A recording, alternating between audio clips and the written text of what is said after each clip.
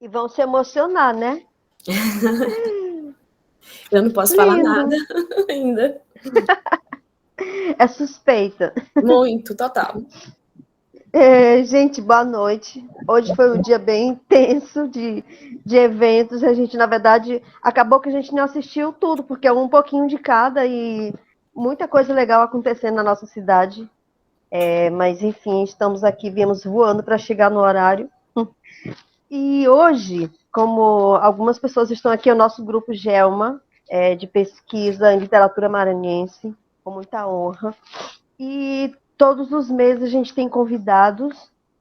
Normalmente a gente intercala um homem e uma mulher, um escritor, uma escritora, assim. E aí, dessa vez, nós temos.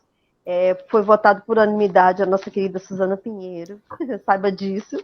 Nossa, que honra! E foi bem legal. Todo mundo, não, vamos, Suzana, vamos chamar a Suzana. E aí, normalmente, eu mandei o convite bem antes, porque até para dar para a pessoa se organizar e ver a agenda e tudo mais, porque afinal de contas, todo mundo tem muitas coisas para fazer, muitos compromissos. E o bom é que nosso evento é virtual, né? A gente tem essa possibilidade. O lado bom, né? Que deixou a pandemia foi isso, né? Nossos eventos online, graças a Deus dá certo até agora.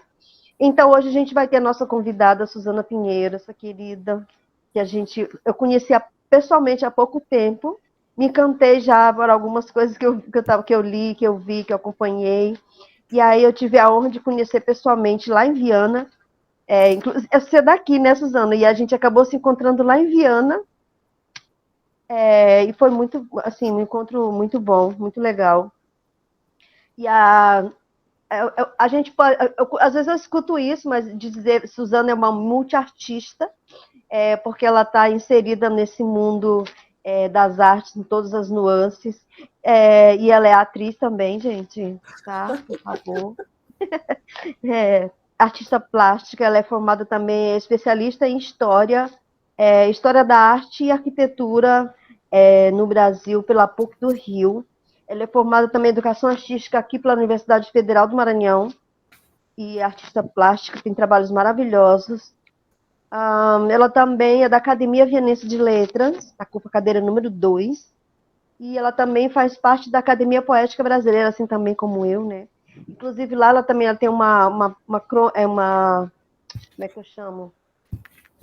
É uma página, um espaço onde ela publica também sobre trabalhos, de vários trabalhos. E eu não vou falar tanto muito, porque a gente prefere que ela fale um pouco mais sobre ela, sobre a sua carreira. Fique à vontade sobre a sua trajetória nas artes plásticas, na literatura, porque o nosso papo também a gente colocou sugeriu, na verdade, essa temática para falar sobre arte, artes plásticas, enfim, e literatura, porque ela tem esse livro aqui maravilhoso, que eu já escrevi também sobre ele, é lindo, gente. Depois a gente conversa mais sobre ele e faz perguntas também se alguém quiser. É muito bonito, eu recomendo para ler. Então fique à vontade. Depois a gente abre. Se alguém que também, no meio, se alguém quiser fazer alguma pergunta, alguma intervenção, é só ligar bem aqui, tem uma mãozinha, só apertar aí para a gente e chama para a pessoa que quiser perguntar. E depois a gente abre um bate-papo. E é isso, bem-vinda ao nosso grupo Gelma. Boa noite a todos. Vocês conseguem me ouvir perfeitamente? É que, assim, eu tive que trocar de computador porque o meu deu problema, então eu pedi isso aqui emprestado, e aí assim, tentei testar, mas eu não conseguia ouvir minha voz, então dá para me ouvir e ver direitinho, né? Pois bem, eu vou começar falando um pouco da pessoa que vos fala aqui, né, que é a Suzana. Então, sempre na minha vida, a arte acabou que me elegendo de alguma maneira, e isso tem um histórico lá atrás, antes mesmo que eu começasse a aprender a ler. Um episódio que aconteceu quando eu devia ter meus 3,5 para 4 anos, e deixaram perto de mim uma caneta esferográfica azul, e havia uma rede. Então, desde essa época, tanto a rede quanto o grafismo, o desenho, me atravessa. E o episódio é que era uma rede branca, e quando minha mãe surgiu, essa rede estava completamente rabiscada de bonequinhos palito. Eu acho que vocês sabem o que é um bonequinho palito, né? Mas se por acaso alguém esqueceu, deixa eu só fazer aqui rapidamente um bonequinho palito, para vocês terem lembrado o que é um bonequinho palito, tá? Então, ela chegou e a rede estava completamente assim. Vários bonequinhos palitos, de mão dadas, com carinha. E ela ficou horrorizada, e aquilo foi um choque. Eu lembro que ela brigou muito comigo. E no final da discussão, ela disse, vem cá, mas por quê? E a minha explicação, na época, criança, foi para ficar mais bonita.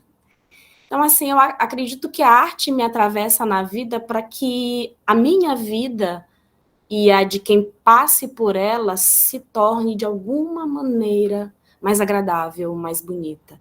Então, a arte me atravessa nesse sentido de sanar as dores, de cicatrizar as feridas através da imagem, do desenho, da história, da pintura, das aquarelas, das esculturas, e minha vida se inicia a partir daí. E quando chega a época do vestibular, eu até tentei jornalismo, mas o jornalismo não me quis, acho que eu seria péssima jornalista. Então, eu fiz a opção, na época que era a opção de, você podia escolher duas opções de faculdade, e eu escolhi jornalismo e arte. Não passei, fiz uma segunda vez, e aí eu inverti, coloquei como primeira opção educação artística, que era o que tinha, eu acredito que era o que tinha que ser, e passei. E fiz graduação na Universidade Federal do Maranhão, na década de 93, 94, educação artística até então, e por um tempo eu tranquei, depois eu voltei de novo e fui para o Rio de Janeiro. E lá eu estudei História da Arte e Arquitetura no Brasil. Nesse meio tempo, entre as duas universidades, houve um espaço bem grande. Então, nesse espaço, eu trabalhei como professora de educação artística, de educação infantil, depois de jovens e, antes de sair de São Luís, com adultos também no EJA, lá em Paço do Lumiar. Entre esses espaços da vida escolar e antes também ainda de sair de São Luís, eu fiz alguns trabalhos artísticos em parceria com outros colegas e orientada por professores que me foram muito significativos e que acredito que o professor ele tem um papel fundamental na vida de qualquer ser humano, porque é quem te orienta, quem te inspira e quem acaba sendo muitas vezes aquela pessoa que vai determinar o que você vai acabar escolhendo num futuro próximo. Então, gostaria de citar aqui, respeitosamente, Donato Fonseca Filho, professor universitário, artista, hoje aposentado, e Lobato, também, ainda em exercício, professores que foram significativos. Tem outras pessoas também, mas acredito que, em especial, no meu trabalho artístico, são duas personalidades que influenciaram muito, não só a questão do gosto estético, do gosto pela arte, mas também pela necessidade de leitura, de escrita, de pesquisa e de incentivo. A minha primeira exposição, ela acontece enquanto ainda estudante, na universidade e através de uma disciplina, na época, chamada Oficina de Pintura, onde nós, alunos, éramos 20 alunos, e o professor Donato nos levou para esse meio acadêmico, tirando da sala de aula e levando para uma primeira galeria de arte, que na época foi o salão foi da UFMA, da própria UFMA. Hoje, né, DAC, que ainda tem essa função de fomentar, de proporcionar esse contato com a arte para os estudantes, o que é uma coisa de extrema importância, porque coloca ali o estudante da sala de aula no meio que potencialmente poderá se tornar uma profissão. Lembrando que, na época, os cursos de educação artística, eles formavam licenciados, então você saía professor.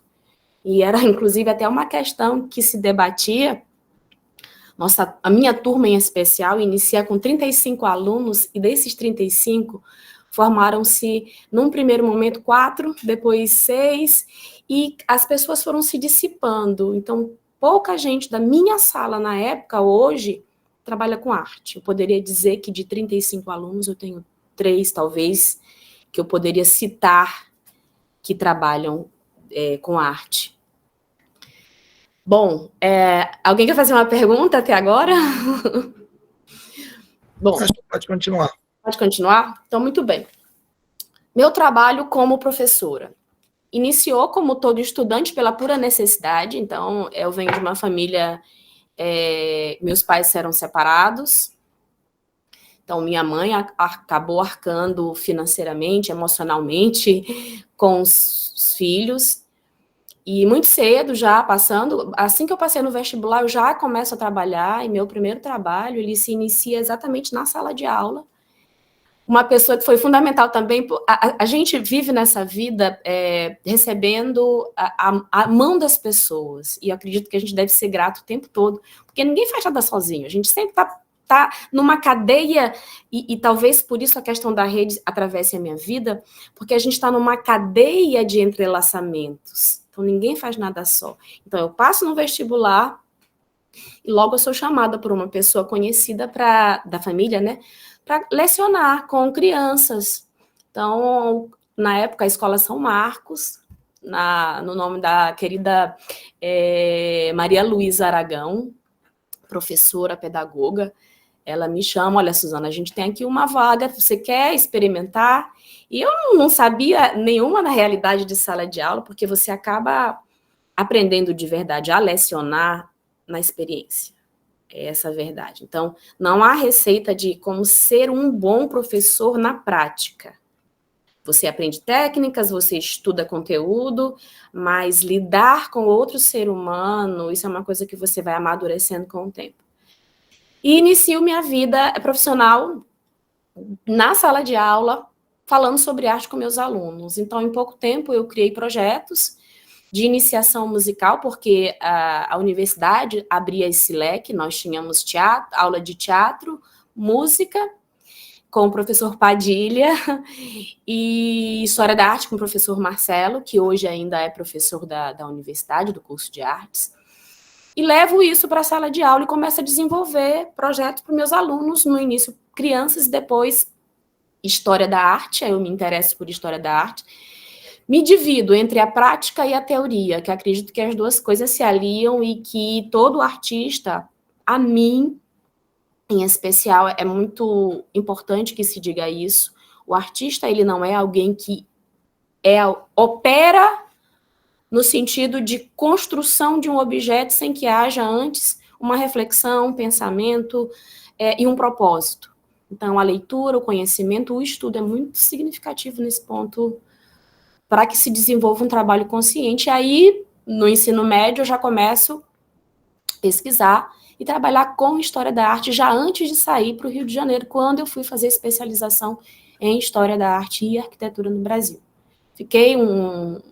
Eu acredito que de sala de aula, eu tenho 15 anos de trabalho de sala de aula, mediando crianças, depois jovens, e já para o final, ensino médio e adultos, quando aí, então, eu vou para a minha primeira experiência numa escola pública e vou para Paço do Lumiar, numa localidade chamada Pau Deitado, e que tenho muita honra de ter trabalhado nesse lugar, porque, principalmente com os meus alunos da noite, porque eram alunos que passavam o dia inteiro trabalhando, então era uma comunidade de pescadores, e muita gente chegava ainda lá, professora, acabei de tomar banho, estou ainda com cheiro de sururu nas mãos. Ou seja, eram catadores de sururus que passavam o dia inteiro, mas iam para a sala de aula à noite. Eu fazia questão de honrar esses meninos, esses jovens, senhoras, eu tinha senhoras que eram minhas alunas, com o melhor que eu podia dar.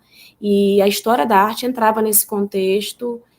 E foi uma experiência muito rica, porque lá em Pau Deitado, a gente sabe que a precariedade no ensino público ela é imensa. E, às vezes, eu chegava na escola por volta das 17 horas, minha aula começava às 7, e a sala estava imunda.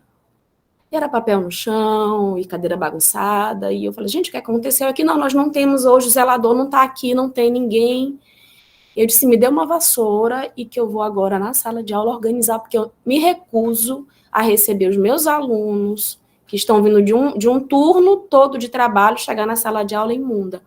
E fiz isso várias vezes, e isso não tira a dignidade do professor. Claro que a gente reconhece que não é uma tarefa do profissional, do professor, mas que naquele momento era o que eu podia fazer e fiz com muita humildade, porque eu acho que é uma questão de respeito.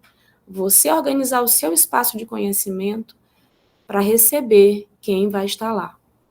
Então, nesse contexto, eu trabalhava lá, minha mãe faleceu nesse interim, minha mãe falece, e aí eu fico muito só em São Luís, e meus irmãos casados, um em São Paulo, o outro, enfim, e eu fiquei só em casa, e disse assim, eu tenho que fazer alguma coisa da minha vida, porque eu já estava trabalhando nessa época de sábado a sábado. Todo sábado com uma escolinha de teatro, que na época era no Bom Pastor, trabalhava no Crescimento, em Paço do Lumiar. Falei assim, não dá mais, eu preciso fazer alguma coisa, porque eu estou trabalhando demais e já estava ficando muito sobrecarregada. E fui para o Rio de Janeiro. Tinha uma amiga que estava morando lá na época, que hoje hoje não, ela saiu daqui já professora de teatro, que é a professora doutora Cássia Pires, talvez, acho que vocês a conheçam, a grande maioria, nós somos amigas desde a época de faculdade, e Cássia sempre foi uma grande incentivadora, tanto no meu crescimento pessoal como profissional. E na época ela disse, vem para cá, vamos pesquisar faculdades, quem sabe? E aí eu fiz um seletivo para a PUC, na época para especialização, e aí começa a minha relação com o Rio de Janeiro. Vieram muitas oportunidades na época, muitas coisas diferentes, mas o meu objetivo, então, na época, era o mestrado. E passo, então, quase 15 anos no Rio de Janeiro.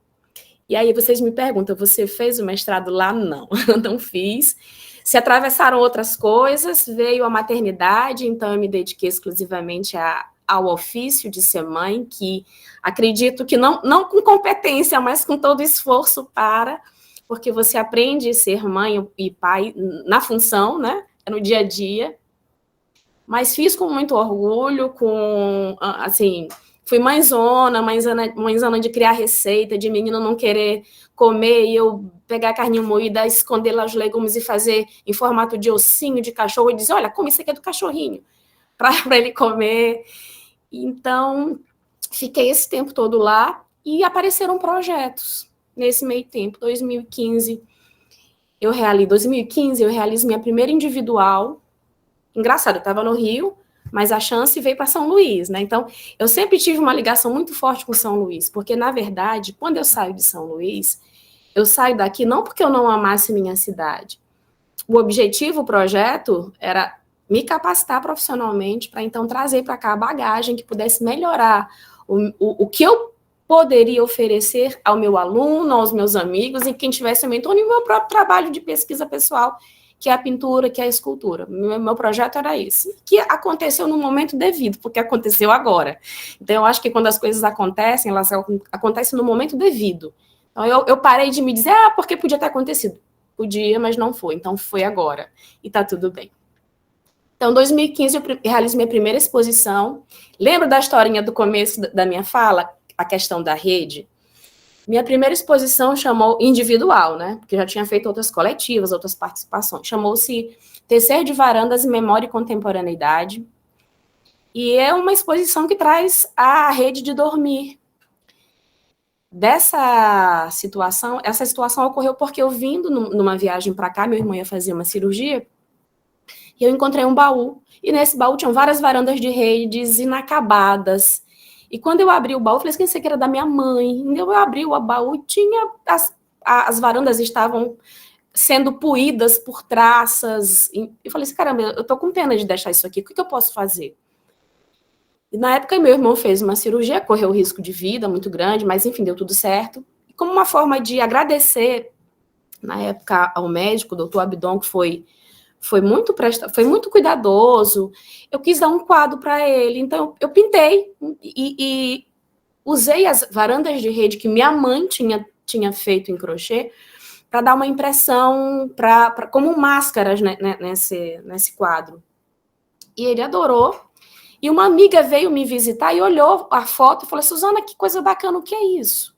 Vou dizer o nome da responsável, Maria Bethânia Pinheiro. Então, Bethânia disse: olha, Suzana, por que você não explora isso aqui? E ela ficou interessada, como é que isso aqui parece uma varanda de rede? Eu falei: não, isso é uma varanda de rede, mas é a impressão da varanda de rede. Ela: caramba, pensa sobre isso.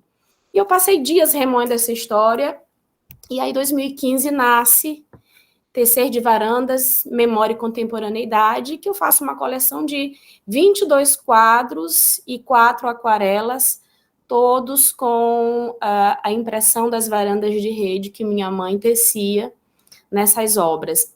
Infelizmente, eu não tenho nenhuma imagem aqui para mostrar para vocês. Mas se vocês escreverem, pesquisar na internet, Tecer de Varandas, ainda tem registros dessa exposição e aparecem alguns quadros. Desculpem, eu não consegui trazer, porque eu pensei até em trazer umas imagens, mas como o meu computador foi para o reparo, eu meio que improvisei hoje esse computador emprestado, então aqui não tem imagem nenhuma, tá? E depois disso, em 2017, veio a segunda exposição individual, dessa vez falando sobre Viana, porque Viana é a terra dos meus pais.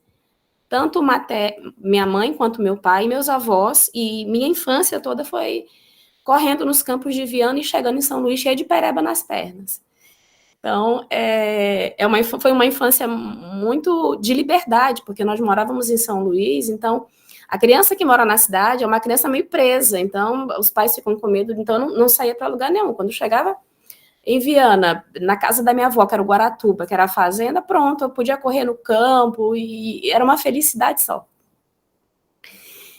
E por isso, por essa questão afetiva com Viana, nasceu Matiz Vianense, que foi uma exposição também falando sobre as cores, a natureza de Viana, e tinha esse mote, que é a representatividade das cores terrais e verdes azulados, que representa toda a cor da floresta e das terras que circundam o existir de Viana, a terra de Viana. Então, volto para o Rio de Janeiro, lá eu concluo o meu curso, aí vem a pandemia. Estou fazendo assim um resumão para...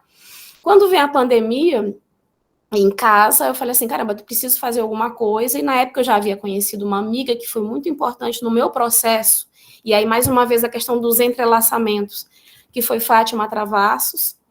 Na época, Fátima, nós nos conhecemos, e Fátima disse: olha, Suzana, eu tenho uns poemas aqui, eu queria alguém que ilustrasse, mas eu queria que fosse uma coisa que fosse criado para esse trabalho e que tivesse uma questão também afetiva com Viana. E meu verso é sobre Viana, eu canto Viana, eu vivo Viana, e tudo que eu posso de investimento, de amor, eu dedico para a minha cidade, porque é a cidade dos pais, do senhor Penha, que foi um comerciante muito importante na cidade de Viana. E eu disse: olha, você é maluca de deixar que eu ilustre? Ela falou assim: se você for maluca suficiente para aceitar meus poemas, a gente está quites. Então, enveredamos por isso, e aí nasce, não sei se vai dar para vocês, Introspecção. E Introspecção é o meu primeiro trabalho publicado, né, minha primeira ilustração, e que versa sobre o sentimento feminino, o sentimento de amor, o amor pelas mães e o amor pela cidade natal, que é Viana. E eu queria ler um poema aqui desse livro dela, Me Dê Licença, que particularmente é um dos meus preferidos. Talvez não seja a ilustração preferida, mas a gente está falando de literatura, né? E aí eu pesquisei para não fazer muito feio, e o seguinte, o que é literatura, né? Então, para Aristóteles, ele dizia que a literatura era a imitação, né? Ou a representação da realidade mediante as palavras. A literatura é a expressão artística por meio dos textos, provém do latim litera, que significa letra, e que está relacionado também no passado diretamente à gramática. Então, vamos lá. É um poema muito, muito interessante que fala sobre Por que as pessoas não dão satisfação para a gente, muitas vezes, das suas ações? Especificamente no quesito amoroso, isso acontece muito. As mulheres dão mais satisfação, não estou puxando aqui homem ou mulher, mas naturalmente a gente dá mais satisfação, a gente explica mais, a gente diz mais os porquês. E aí o contexto do poema é o seguinte: a carta. A carta não escrita, prometida para o dia da partida. Viajo para o planeta platônico, binômio de ideal e amor sem fim. Deves a mim a tal carta, para o alento de minha alma. Ah, nessa neo-vida quero levar, solitária nessa estrada, comigo quero levar as razões do desvelado sentimento. Certamente a carta transportará a motivação da conduta memorável, que lembra a grande paixão, representando a carta, a última recordação. E aí eu fiz uma ilustração, né, da cartinha aberta, mas uma cartinha sem letras, porque, na verdade, é a carta que não foi escrita. Então, a partir daqui, já era pandemia, quando o livro finalmente foi impresso, já estávamos naquele momento enclausurados, e que ninguém podia sair de casa, e houve o lançamento do livro e eu não podia vir para São Luís, porque ninguém estava viajando. E nesse momento, eu disse, eu preciso de alguma maneira me fazer presente, porque eu estava estreando como ilustradora e fiz uma contribuição lá no final do livro de um texto, tá? É um livro de poesias que no final conta historicamente o que significa a aquarela, que é a técnica usada para a ilustração desse livro. Então, eu vou lá, dentro da história, e fundamento como surgiu a aquarela, em quais os materiais usados, quem eram as civilizações que primeiro fizeram uso dessa técnica. E aí eu pensei, poxa, eu estou colocando um texto num livro de poesia, eu estou ilustrando, eu preciso de alguma maneira me fazer presente. E aí entra na minha vida a questão das gravações, dos vídeos, que aí, forçosamente, eu me obrigo a fazer. Claro, fui ver tutorial, como é que fazia, e fiz um vídeo, a aquarela dos poemas, consegui gravar por etapas, mas eu não conseguia editar. E eu pedi socorro, SOS, para um amigo jornalista, nosso presidente, confrade da Academia Poética Brasileira, Linda Barros, o Mário Lincoln. E ele prontamente, não, Suzana, eu faço a edição do vídeo para ti. Então, uma gravação que era de quase 40 minutos, a gente conseguiu compilar e deixar em 5 minutos.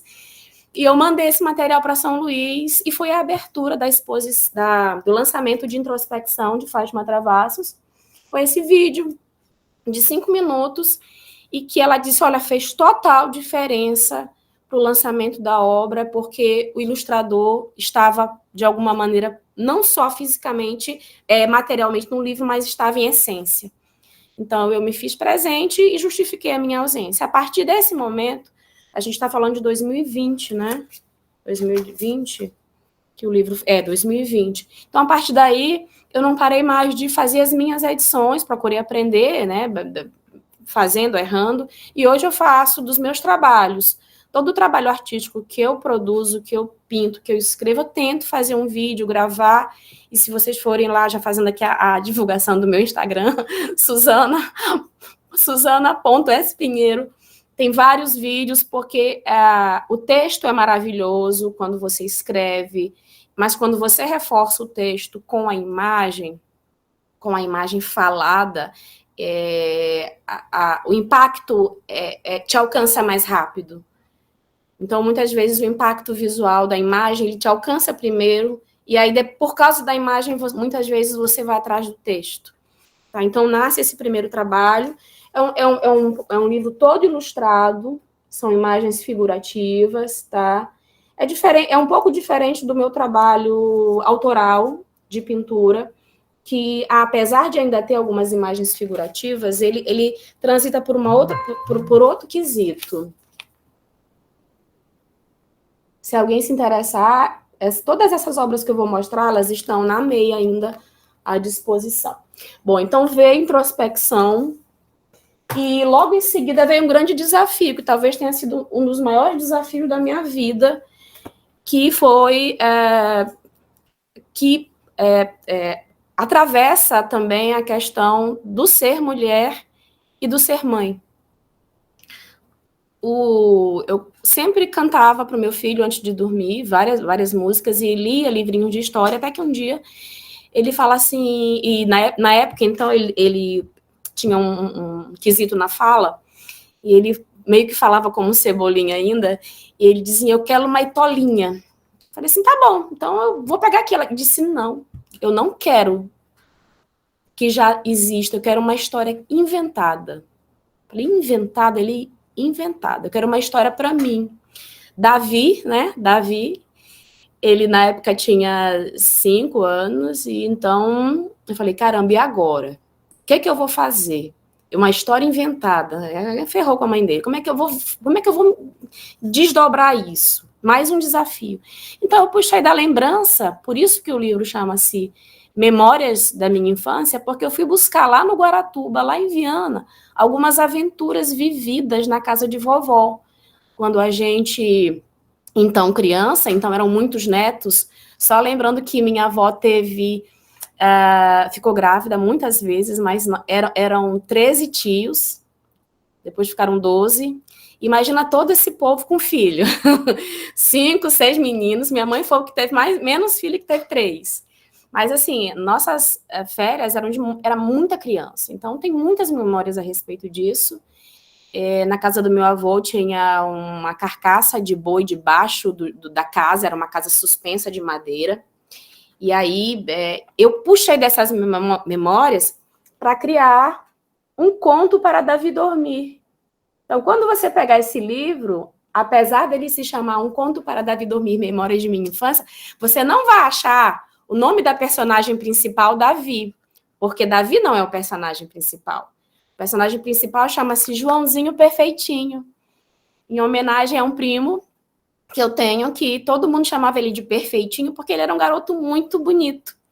Então, Joãozinho Perfeitinho vai ser a personagem que vai ilustrar toda essa história. E Davi, de verdade, vai aparecer lá no final da história, quando ele está deitadinho na rede, diz assim, obrigado por cuidar de mim e me ensinar. No finalzinho ele diz, mas, olha aí, obrigada, Joaninha. Gente, todo mundo com livro, que coisa mais linda. Já vou chorar aqui, agora. Então, no finalzinho, Davi aparece, porque ele revela, e aqui eu estou fazendo uma revelação, porque eu disse, inclusive, para a Linda, que havia alguns símbolos nesse livro, né? E um deles é esse, Linda. No final, não é a personagem que fala com a mãe, já é Davi, porque ele chama o meu apelido que ele criou para mim, que é Iei. Ele não me chama de mamãe nem de Suzana, ele me chama de Iei. Então, no finalzinho, o personagem fala assim, boa noite, Iei. E ela fala, boa noite, meu filho. Então, primeira coisa do livro, né? Memórias de Minha Infância. Essa árvore aqui é a sumalmeira. Conversando com algumas crianças de Viana, poucas sabem que árvore é essa. E é uma árvore centenária e que a região da Baixada tem alguns exemplares. E na casa de minha avó, essa árvore hoje, não existe mais a casa, mas existe a árvore e ela está morrendo. Em torno dela tem todas as nascentes, as filhas dessa árvore, elas estão como uma redoma em volta dessa árvore, é a coisa mais linda. Eu tenho uma fotografia, mas infelizmente eu não trouxe. É uma imagem muito significativa isso, porque a árvore está morrendo, mas existem várias sementes em volta dela que cresceram, germinaram, são outras árvores que fazem uma redoma. Então, assim, o primeiro grande impacto desse livro, que foi a minha justificativa, porque como é que esse livro surge, Suzana? Tá, você criou uma história, só que assim, a história foi nascendo gradativamente. Então, primeiro, não era Joãozinho Perfeitinho, era o Pintinho João. O Pintinho João. Aí depois meu filho, Pintinho, não, vamos tirar vamos colocar um menino. Falei assim, Davi, ele não, Davi não, deixa o menino Joãozinho. E ficou o menino Joãozinho.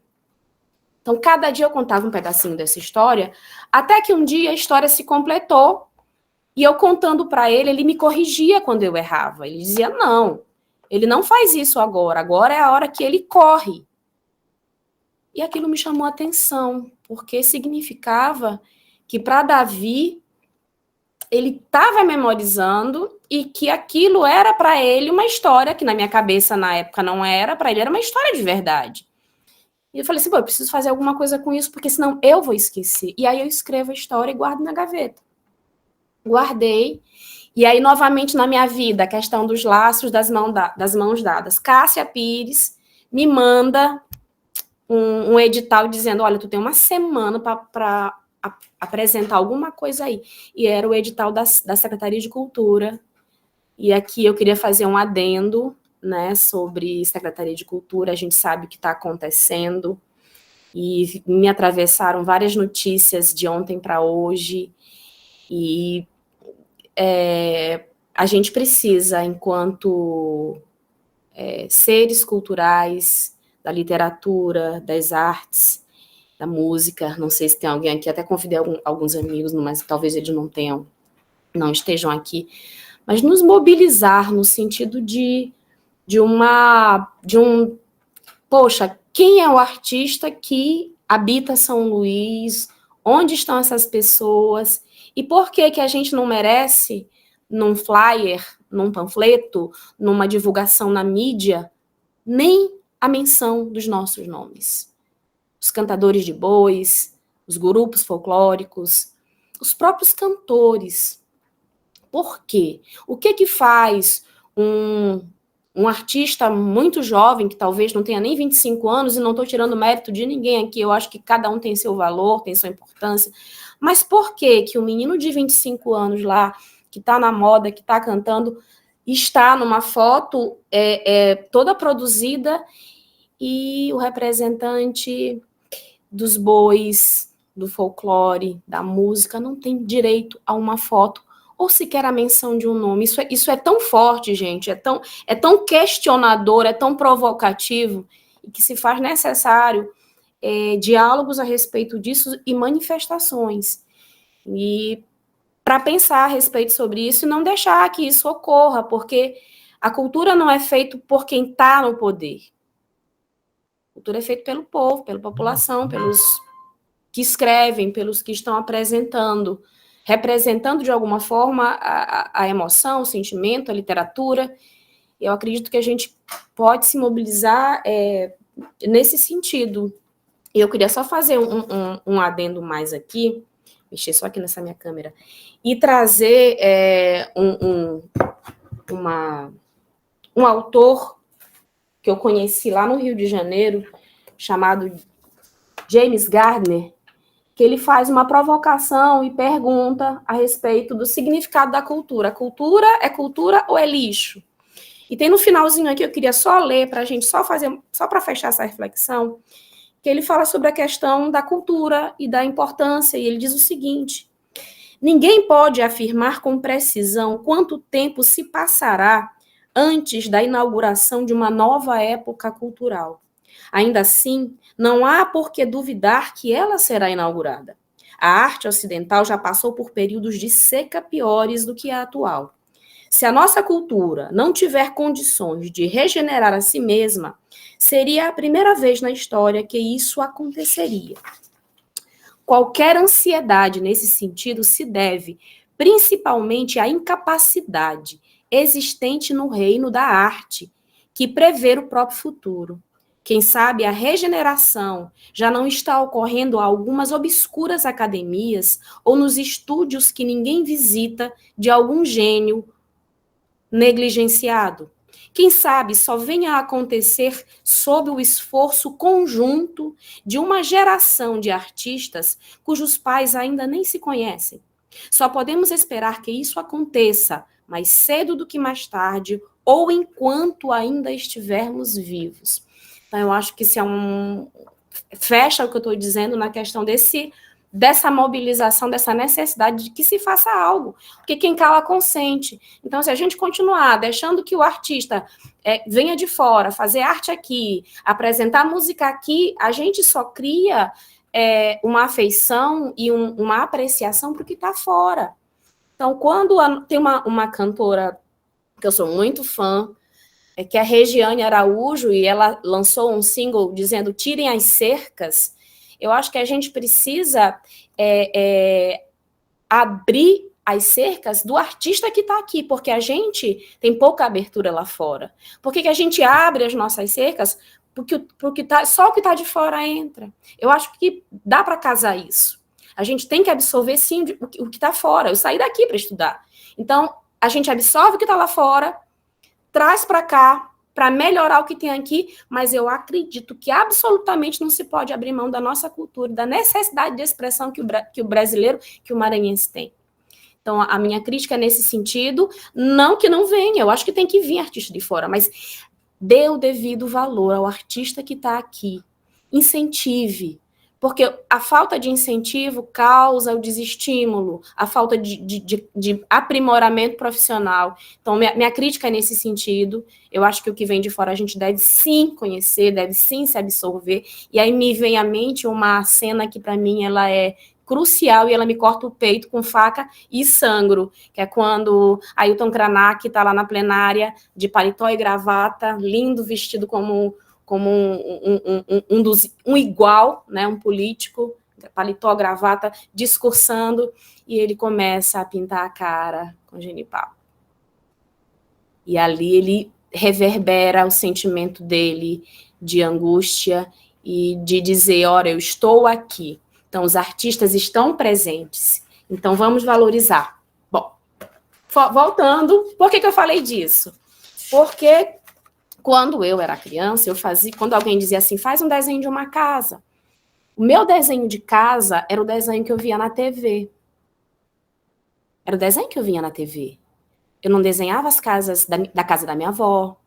Por quê? Porque o que me era passado era exatamente isso. Então, eu trago para um conto para Davi dormir a casa do campo. É a casa onde a criança do campo habita. Foi nessa casa que eu passei minhas férias, essa casa existiu. Nós brincávamos debaixo dessa casa. Meu avô sempre deixava uma canoa que era usada em metade do ano, ela era o meio de transporte, a outra metade era cavalo. Nós brincávamos aqui. Então, a história de um conto para Davi dormir se dá nesse cenário. É o campo vianense, é a casa onde a criança do campo, da Baixada Maranhense, ela vai habitar. E outra referência que eu trago também, que Linda mostrou ainda há pouco, é isso aqui. É o coco babaçu e a carcaça do boi. Elementos muito usados, inclusive pelo meu avô, que ele usava isso pendurado na entrada da casa para espantar maus olhados e possíveis... Meu avô era vaqueiro, então ele dizia que era um amuleto usado para espantar almas, né? E também pessoas ruins. Então ele usava isso. Então o livro todo, ele fala sobre fauna, sobre flora, traz a ilustração sobre uma ave muito peculiar da região, que é a jaçanã, o tamarineiro, e é uma história que fala sobre alimentação, porque a criança está muito preocupada em brincar, mas ela acha que parar para se alimentar, ela vai perder tempo, então ela dá a desculpa de que, mãezinha querida do meu coração, eu te amo, e eu preciso brincar, porque tem muita coisa para brincar, mas eu prometo que na hora que eu voltar, eu como tudo que você botar para mim. E aí começa a história. É aí que vai se desenrolar tudo que vai acontecer com o Joãozinho, porque ele decide não comer para brincar, e isso tem um preço, que ele vai pagar, e depois ele paga o preço do contrário, porque aí são os dois extremos. Em um momento o Joãozinho não come, no outro ele come absurdamente. Então nós temos aí dois, porque a moral do livro, eu não vou contar, vocês vão descobrir, mas é se tentar equilibrar, nem tanto uma coisa, nem tanto outra, e aí tem que ler a historinha para ver. Eu queria só mostrar o finalzinho. Eu queria ler só o finalzinho para vocês. Mas essa cena aqui é uma das que eu gosto muito, que é a criança já na rede, porque ele dorme em rede, é uma casa de fazenda, e isso aqui é uma máquina de costura, que foi muito significativo para minha família, porque a minha mãe ajudou a criar 5 irmãos, costurando na máquina dos outros, para que ela pudesse ter direito a um dia para ela costurar para os irmãos dela as roupas de casa. Tá? E a rede, que é um elemento que faz parte da grande maioria do povo nordestino, do povo da Baixada, e a rede de dormir, que também hoje continua sendo meu objeto, vamos dizer assim, de apreço e de estudo, está no meu mestrado, eu estou no mestrado agora, investigando a rede por um outro ângulo, mas ainda assim, enquanto um objeto que ele é representativo de afeto e de memória. Então, arte e memória na rede de dormir é uma coisa que eu ando trabalhando agora. Bom, então, fala de fauna, flora, traz no finalzinho um pequeno palavras curiosas para que as crianças saibam o significado. Incrível que pareça, mas as crianças das regiões não sabem o que é um criviri, o que é uma jaçanã, e aqui diz o que são esses elementos. E o finalzinho do livro termina assim, só para ilustrar. E assim se foi mais um dia naquela casa de campo, onde o vento, o sol, a terra, a chuva, as plantas e os animais se completavam em harmonia, e as pessoas seguiam aprendendo umas sobre as outras e todas sobre a vida. Então, esse é o finalzinho, e eu encerro com a casa do mesmo jeito, porque tá? E é isso, né? Foi um desafio muito grande, mas conseguiu sair do papel. E posterior a esse livro, meu mais recente, também é um livro, esse aqui é um livro de poesias, é um trabalho com uma professora de língua portuguesa da cidade de Viana, chamada Consuelo Travassos, e que Consuelo, Iva tem, que bacana, e que foi um desafio muito grande, porque eu estava chegando em São Luís, vindo do Rio de volta, de mala e cuia, mais cuia do que mala, e foi um grande desafio me enveredar por esse trabalho, porque assim que eu cheguei, eu já emendei esse trabalho aqui. Eu também queria ler um poema desse livro, me dei licença, porque a Consuelo são ilustrações já um pouco diferentes, né? E aqui eu já tenho uma ilustração mais dramática, porque ela fala muito sobre a questão dos efeitos da pandemia sobre a vida dela e sobre a cidade. E eu gostaria de ler Juventude, tá? Que a ilustração é uma garrafa de vinho, torta mesmo, é proposital, porque nada na vida é perfeito. Até os dedos das nossas mãos são de tamanhos diferentes. Então, tudo aqui é provocativamente dessa forma. Então, diz o seguinte, o poema chama-se Juventude. E ela diz assim: quisera ainda te encontrar no vinho guardado, no lugar esquecido, onde o cheiro do tempo não acaba. Naquela fotografia muda que a tela guarda na parede. Nela, a lembrança deita nos álacres sorrisos que o tempo esconde. Iluminada era a tua alma que dos meus olhos jamais partiu. Formosura, esta é a alegria que sempre retorna a mim. Juventude. Tá? Então, esse é o poema dela. E ela tem coisas muito bacanas, eu indico quem quiser fazer a leitura, tá? As ilustrações que estão nesse livro, alguma delas, como esta em especial, ela não é uma criação minha, né? Isso aqui foi baseado numa fotografia que um aquarelista ilustrou, e eu achei lindíssima a cena, e eu, claro, coloquei as minhas interferências e criei essa imagem a partir do que ele coloca, que é um pescador, né? Que tem tudo a ver com Viana. Tem mais uma também que fala sobre água.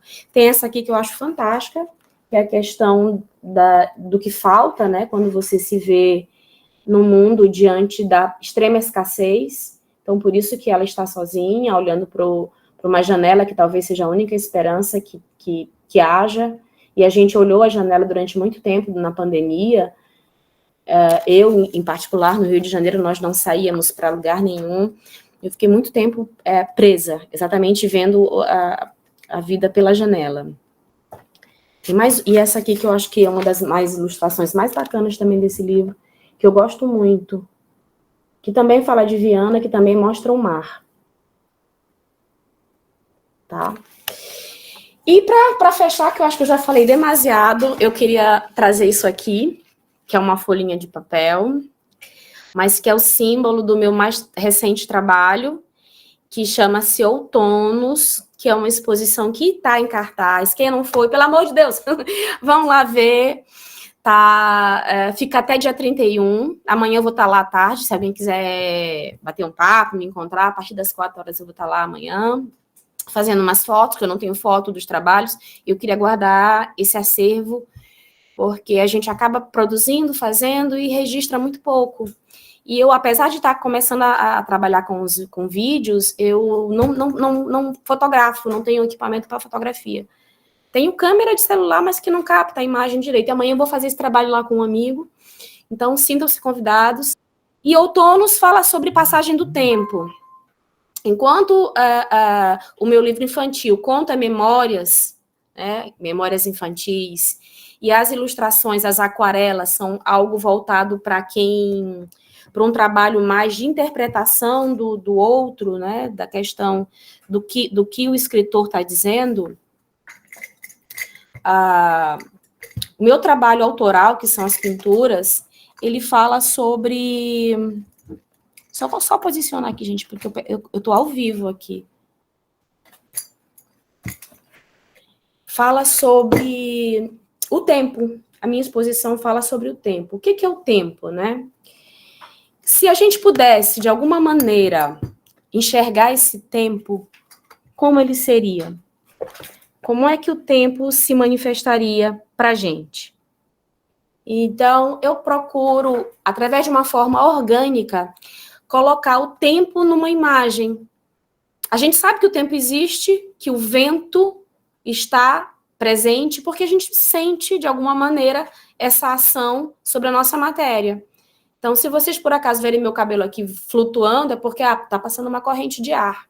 Então, o vento se manifesta assim. E a passagem do tempo? Quando você olha para o céu, você vê que o tempo está passando, que está acontecendo alguma coisa diferente pela passagem das nuvens. Então, eu procuro, de alguma maneira, do meu ponto de vista, colocar essa impressão numa tela. E uso a folha do carvalho, que é uma árvore, originalmente, né? Essa daqui é um modelo de carvalho. Isso aqui é uma folha de papel, tá, gente? Mas o modelo, esse desenho, é de uma folha de carvalho americano. Nós não temos carvalho americano no Brasil, nós temos um tipo de carvalho chamado carvalho brasileiro, que está presente na Bahia e em Santa Catarina. Mas é uma árvore que ela representa longevidade, contrapondo com a passagem do tempo que nos provoca e nos faz entender quanto somos finitos e quanto esse tempo percorre, passa por nossas mãos e a gente não consegue controlar o tempo. A árvore do carvalho, ela representa longevidade. Então, as imagens são imagens cíclicas, imagens que representam a movimentação, a passagem do tempo, com folhas de carvalho, trazendo a reflexão sobre como nós, seres humanos, individualmente ou coletivamente, trabalhamos o entendimento da passagem do tempo. Eu, em especial, tenho muita dificuldade com a passagem do tempo desde os 9 anos de idade, porque eu ia fazer 10 anos e eu tirei do bolo a velhinha dos 10, porque eu disse, não, eu não quero ir para esse ano, eu quero ficar aqui. Aí eu tirei lá 1, tirei o 0, botei o 9. Desde então, nunca me recuperei desse problema. Então, assim, a passagem do tempo, ela é uma coisa que nos faz refletir muito fortemente sobre como é que eu lido com esse tempo. Será que eu uso o meu tempo da melhor maneira? E como é que eu lido com o meu tempo em relação ao outro? E eu digo que o que mais precioso nós podemos fazer é o que nós estamos fazendo exatamente aqui. A gente está doando um tempo para o outro. E que, de alguma maneira, o meu argumento, o meu posicionamento e o que eu faço for significativo para alguém e fizer alguma diferença para mim, eu já ganhei a vida. E eu usei também uma reflexão do Cézanne, que é um artista que eu aprecio muito, que é um francês, de uma escola... Quer dizer, não era propriamente uma escola. Quem rotula de escola são os historiadores, né? são os estudiosos também da questão da passagem do tempo, porque a história é o tempo que passou. E a gente conta o tempo que passou através da história. Então, os historiadores nos dizem que o impressionismo foi um movimento de arte que se contrapõe a uma escola acadêmica que pregava normas técnicas para a construção da imagem, que a imagem poderia ser de uma determinada maneira e que todos os artistas deveriam seguir aquele modelo. E aí os artistas do impressionismo dizem, não, por que eu tenho que pintar igual todo mundo? Porque eu sou único, sou diferente, eu posso representar a minha imagem tal qual ela me parece. E aí surge nesse contexto os artistas que passam a pintar ao ar livre, captando a passagem do tempo. E aí há um exemplo clássico dessa passagem do tempo, quando um artista vai e posiciona o cavalete em frente a uma catedral famosíssima chamada Catedral de Rouen, e ele pinta essa mesma catedral 4 vezes. Ele pinta de manhã, bem cedo, pinta no meio da manhã, pinta no começo da tarde e no começo da noite. E ele tem 4 imagens que são construídas da mesma maneira, mas que as cores se apresentam de outra. Então, ali ele começa a fundamentar os princípios do que seria o impressionismo, que diz que, a partir da incidência da luminosidade, você tem um mesmo objeto representado de cores diferentes. Então, é o mesmo objeto, mas ele se apresenta. Então, Cézanne, através das cartas dele, que foi feito depois um compilado das cartas de Cézanne,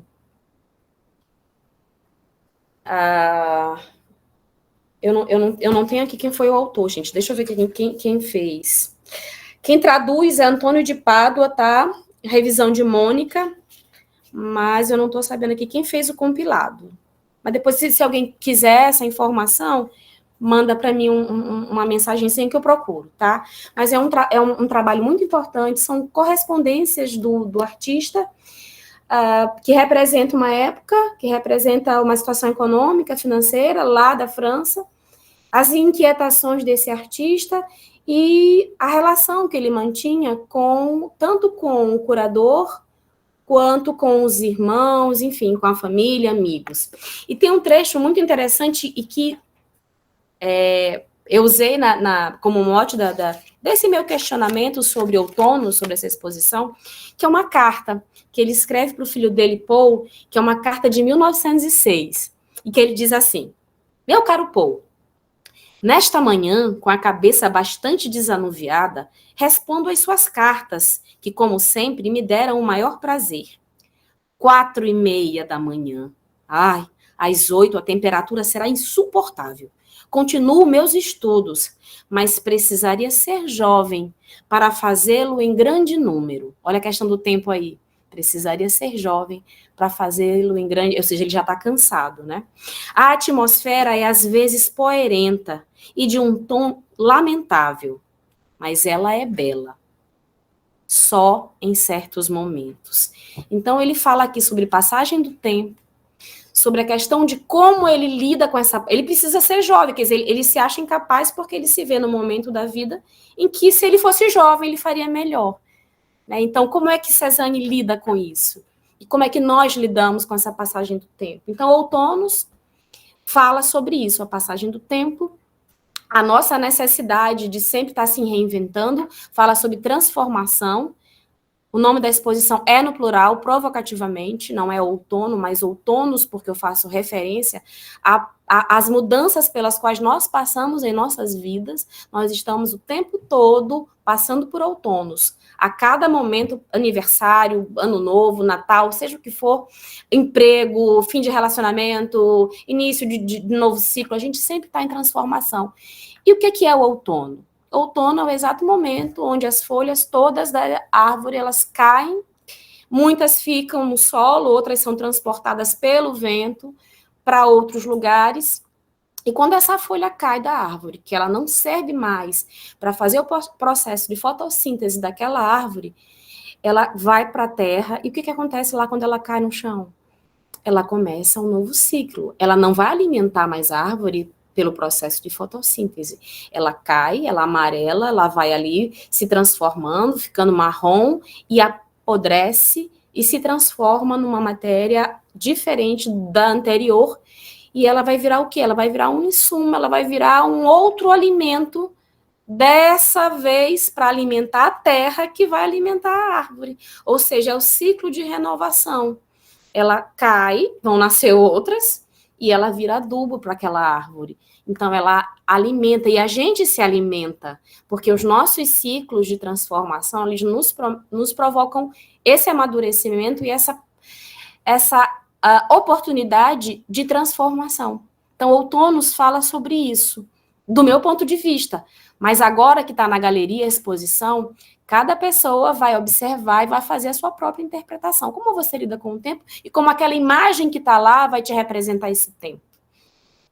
Então, resumidamente, eu poderia falar da Suzana nesse aspecto. Suzana é essa pessoa que busca o tempo todo entender os seus outonos, e são muitos. E mais do que nunca agora, com esse desafio dessa exposição, que foi um desafio porque eu não estava programada, e mais uma vez as mãos que se abraçam, Marlene Barros, para quem não a conhece, eu acredito que vocês a conheçam, mas Marlene Barros é uma artista, escultora, mestre, e que fala em seu trabalho a respeito da importância e da capacidade que todo ser humano tem de criar, em especial da mulher. Ela defende a causa contra a violência contra a mulher, e ela relata isso em seu trabalho artístico, e tem um ateliê lá na Rua do Giz 444, pertinho do Convento das Mercês. Então, quem quiser também passar lá, é aberto à visitação. E eu queria só encerrar minha fala com... Eu acho que é um poema que fecha, acho que essa minha conversa, na verdade é um ensaio poético, não é um poema, é um ensaio poético, porque eu não sou poetisa, não sou poeta, mas é um ensaio que fala sobre mim também, dessa minha nova caminhada, retornando ao seio universitário, esse universo acadêmico que eu estava longe há 15 anos, e que serve como exemplo para se alguém tiver desistido e quiser recomeçar, a gente recomeça sempre, porque a gente sempre passa por outonos. Então, eu sou aquela folha que saiu da árvore e estou no solo agora. Estou me reinventando e para me realimentar de uma outra maneira. E diz o seguinte, chama-se... Ih, não é esse, gente. Acho que caiu aqui. Caiu. Chama-se Ipê Rosa.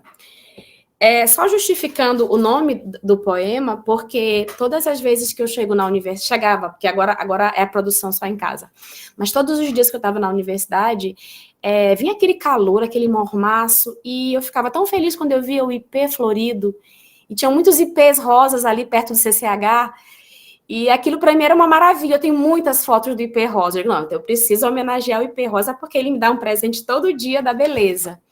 E diz o seguinte, o poema: sigo meus passos tortuosos nas poucas sombras do alento. Em meio aos áridos espaços, o caminho assombra.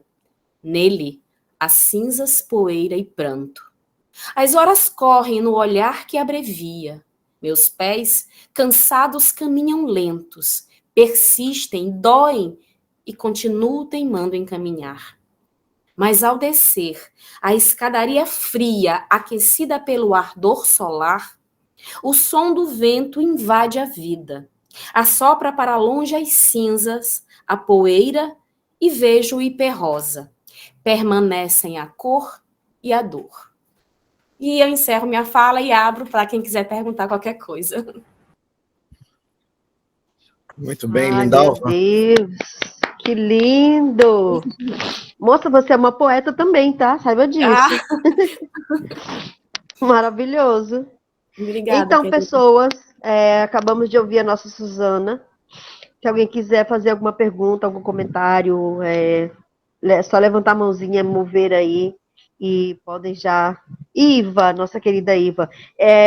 Inclusive, Iva, a gente está se vendo assim a primeira vez, mas Iva manifestou-se que ela quer também participar do nosso grupo Gelma. Então, tá aí o nosso Dino Cavalcante, Iva, que se você quiser, depois a gente fala, vai ser muito bem-vinda, viu?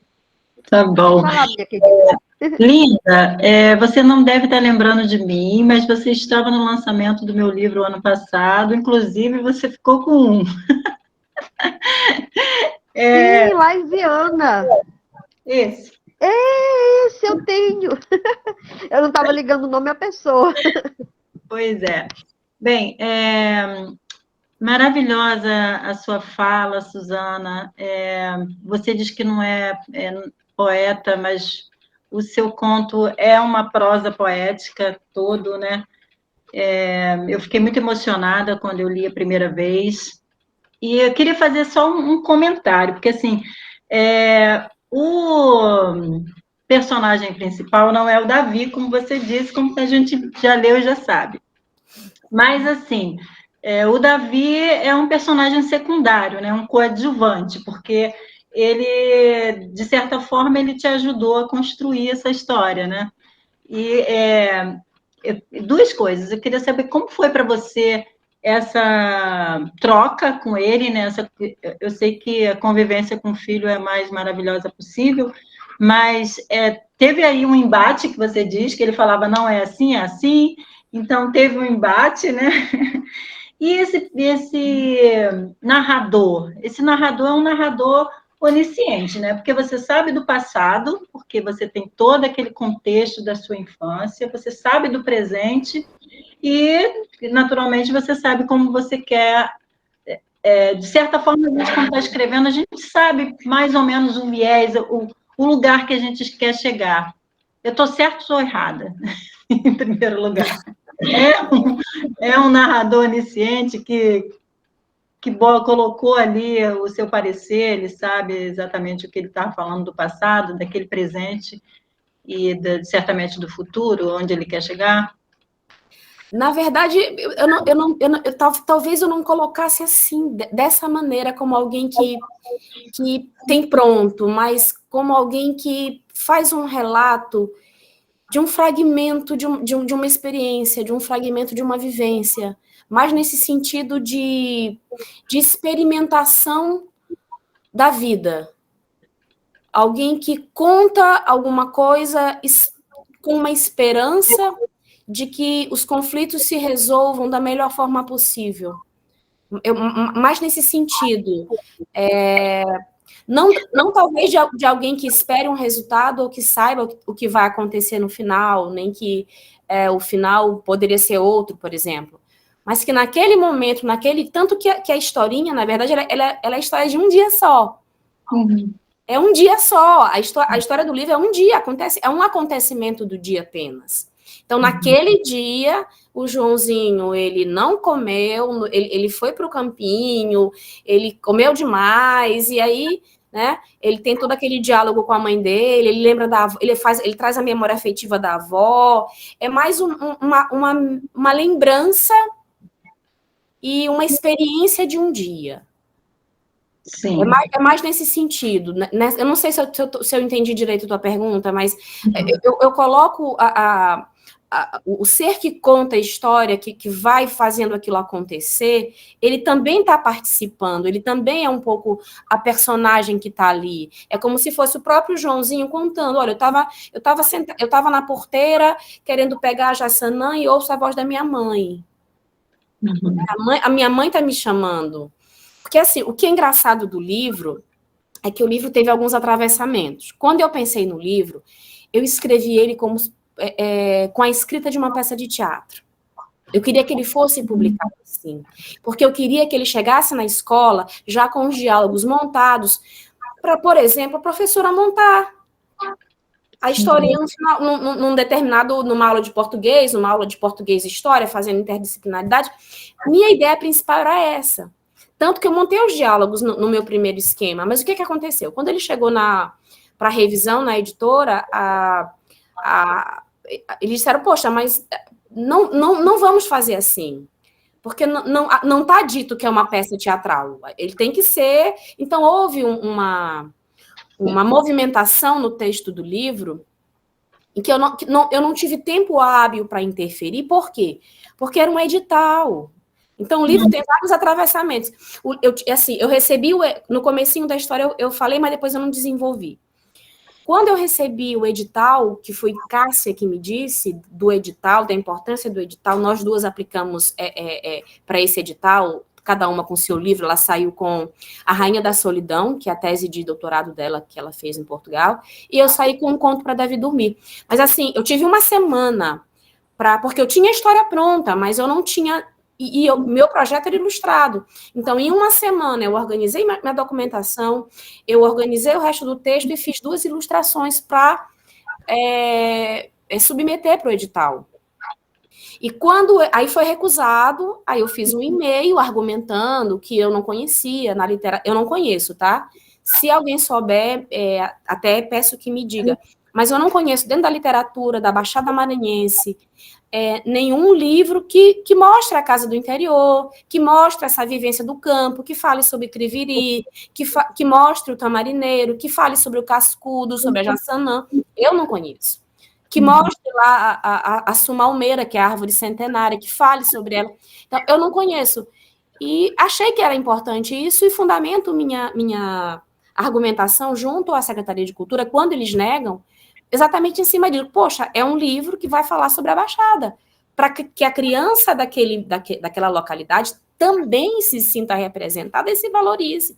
É preciso que a criança do campo entenda que a casa de madeira que ele mora, lá dentro do Igarapé, é uma casa que é importante e aquilo não é uma palafita, aquilo é uma construção arquitetônica pensada, porque a própria casa é em forma de U. A palafita é um quadradinho. Então, aquilo ali deveria ser até, como sugestão, se fazer um trabalho para os arquitetos, quem construiu aquilo, como é que chega a isso, né? Se eu não me engano, tem alguém falando sobre isso, eu não lembro agora aqui quem é, e eu não vou saber dizer agora, mas tem um trabalho que iniciou algo sobre isso e que cita, mas não tem aprofundamento sobre isso. Então, são casas elaboradas, Iva, são casas divididas com quartos, com salão comprido, o desenho da casa é em U, tem, nessas casas tem despensa, tem um lavatório que é projetado, é tudo muito equilibrado dentro dessas construções, e que são construções arejadas e agradáveis para a região, que durante o dia recebe sol intenso e é muito calor. Então, essa criança tem vergonha da casa dela, porque o que eu desenhava nos meus desenhos, aí eu volto, né? Eu fazia casinha de chaminé, e perguntava, mamãe, por que a gente não tem casa de chaminé? Mas a gente não mora no frio, por isso que não tem. Mas como é que a criança vai entender que a casa dela também é uma casa que é um lar, que faz parte da sua região, quando as mídias e a ITV e tudo, só coloca aquilo. E aí vem para uma coisa muito hoje. Por que a gente acaba cantando porcaria? Por que lá no panfleto, no flyer do São João agora, tem vários artistas de outros estados e não tem a gente? Por que está todo mundo cantando só as músicas dele e está se esquecendo a música que a gente produz? Porque não é visto. Porque não tem literatura para mostrar, não é? Não tem literatura. Porque não é visto, não é lembrado, não é falado. Então eu vou cantar lá que o cara senta, porque é o que eu ouço no rádio, eu ouço no Instagram. É a importância do seu livro, né? Não só para a Baixada, mas para todo o Maranhão, né? Porque exatamente, é um resgate, que a gente deve fazer. A gente é grande sendo local. Eu não posso perder a minha identidade. Eu tenho que usar do conhecimento externo, mas garantir a minha identidade, porque é minha referência. O legal do livro também, essa questão que você já está... você está indo para o outonos, né? Eu estive na primeira exposição sua, né, desse trabalho, acho que foi, não foi já começando alguma coisa? Foi Matiz Vianense, não foi? Foi. E aí, quando a gente lê o conto do Davi, a gente percebe também, embora seja em um dia, a evolução desse tempo, né? Sim. Passa por todas as fases de um tempo de uma criança, da descoberta da criança, que isso está dentro de uma cronologia, né? Porque a gente, quando cria filho, a gente segue uma certa cronologia de o que vai comer agora, o que vai comer depois, né? A idade tal, então já é uma questão de tempo também. Tem envolvido o tempo nessa história. E por isso que é tão bonito o Davi não ser o personagem principal, você não ter colocado ele como esse personagem que leva o título, né? Então, ele apesar de ele estar ali do ladinho, ele está também participando, sendo a pessoa que te dá as dicas, né?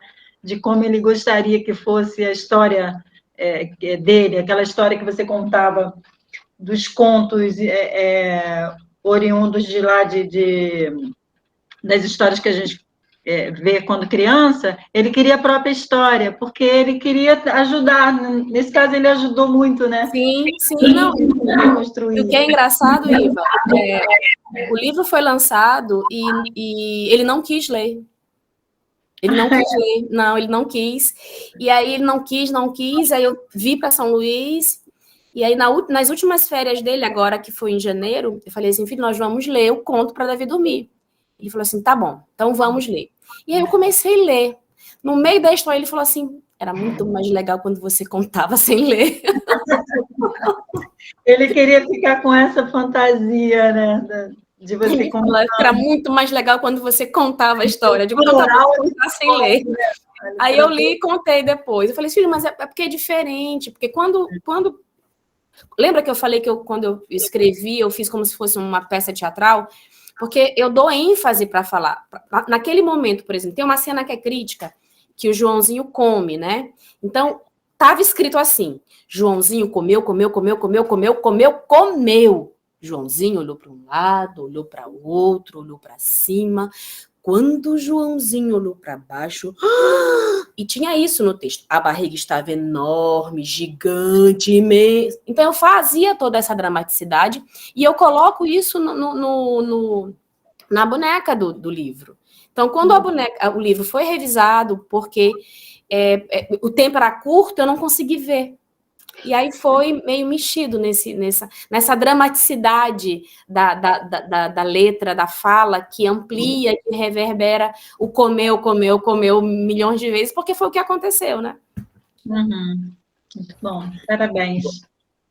Vamos ouvir a Linda Barros? Então, no nosso encontro passado, na quinta-feira passada, a gente comentou muito, na verdade, a temática do nosso encontro da aula passada, do nosso encontro passado, da quinta-feira, foi exatamente sobre literatura infantil e juvenil. E aí, uma coisa que eu lembro que a gente estava comentando, exatamente só essa questão da gente contar histórias para as crianças, e às vezes eles querem mudar, ou eles ajudam a gente a mudar, porque às vezes eles ou escutaram uma história, não era isso, conta. Não, mas ele não fazia isso, ou ele não contava tal coisa, ou seja, eles participam de uma certa forma, eles ajudam a gente a narrar, ajudam a gente a contar essa história da maneira que eles querem ouvir, né? Então, ela estava falando aí de que ele não queria ler, e aí o resultado que ela leu depois, ele bem que disse, eu preferia quando você contava, porque a gente cria outros vocabulários, enfim. E aí tem como característica aí que a gente vê da literatura infanto-juvenil e infantil também. Aí eu lembro quando eu conversei com Suzano lá em Viana, que eu consegui a obra já pra gente... que eu queria ler, né? E ela me falou... Lembra que você me falou foram duas coisas... E eu não vou falar, depois você vai falar que é para poder chamar atenção para o povo ler, porque eu fui também baseada nessa curiosidade. E eu li como igual criança, né? Porque eu estava lendo e me envolvendo, e às vezes, quando chegou nessa parte, eu juro para você, me deu um negócio, me deu um medo. Eu estava no meio da estrada, que a gente estava voltando de viagem de Viana, e eu estava lendo e comentando também. E aí, quando chegou na parte que você me falou, eita, meu Deus, vai acontecer alguma coisa. Aí eu fiquei pensando, mas meu Deus, o que será? Por que será que tem essa palavra? Por que será que tem esse nome? Você não se refere nenhuma vez dentro da obra. Aí depois você foi comentando, quando eu escrevi, você respondeu lá, fez comentário. Eu achei muito legal isso. A diferença de a gente, por exemplo, ler uma obra e não de propósito também, de conhecer quem escreveu, ou como que foi escrito, né? Porque, por exemplo, se eu tivesse comentado antes, de repente eu teria visto com outros olhos, ou eu teria escrito de outra maneira. Então, é muito legal isso de você ler a obra antes da pessoa, do próprio autor, comentar o que é a obra. Então, eu queria que você falasse para a nossa plateia que está aqui, exatamente como você falou, ó, lá tem tal coisa. Lembra? Depois responda essas perguntas. Eu achei muito legal isso. Eu vou responder tua pergunta, mas eu queria, aproveitando esse gancho, ler um pouquinho sobre a questão o significado da arte por Panofsky, que ele fala sobre, ele toca um pouquinho nessa questão, né? Que eu vou explicar já por quê. Tem um trechinho aqui que eu achei muito interessante, eu queria ler para vocês. Não é novidade nenhuma, mas é que eu acho que vai ilustrar o que eu vou dizer. Ele diz o seguinte, que o homem é, na verdade, o único animal que deixa registros atrás de si, pois é o único animal cujos produtos chamam a mente uma ideia de que se distingue da existência material destes. Outros animais empregam signos e ideiam estruturas, mas usam signos sem perceber a relação da significação. A ideia em estrutura sem perder a relação da construção. Perceber a relação da significação é separar a ideia do conceito a ser expresso dos meios de expressão. É perceber a relação de construção, é separar a ideia da função a ser cumprida nos meios de cumpri-la.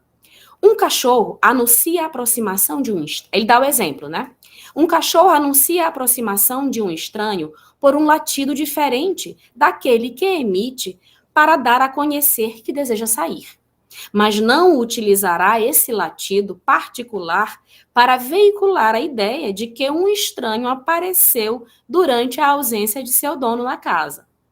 E muito menos irá um animal, como se estivesse, do ponto de vista físico, apto a tanto como os macacos indubitavelmente estão, a tentar alguma vez representar algo que seja representativo para o homem numa pintura. Os castores constroem diques, mas são incapazes, ao que sabemos, de separarem as complicadíssimas ações envolvidas nesse trabalho a partir de um plano premeditado que poderiam ser postos em um desenho, uma vez materializado em troncos e pedras.